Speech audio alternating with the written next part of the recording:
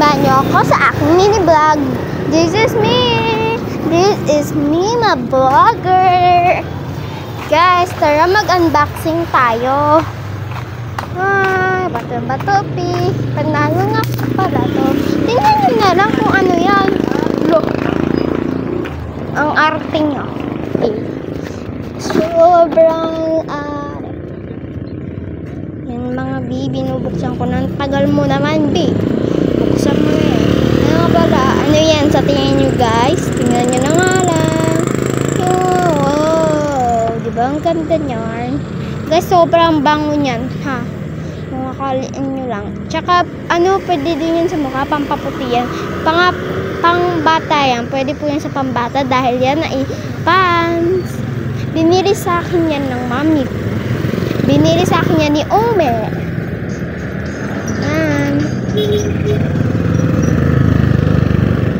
Try nga natin. Lagay natin sa kamay natin, mga bi.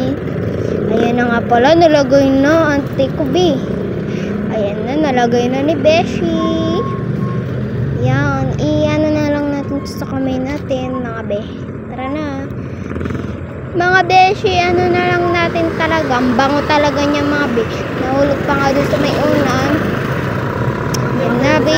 Ang bango-bango niyan talaga, be. Kukakalain niya lang. Bili na kayo niyan, mga be. Be, murang-mura lang yan talaga, be. Di ko lang alam kung anong presyo niyan. Basta mura lang yan. Baka 49. Basta mura yan, be. Maganda yan. Ang bango-bango niya.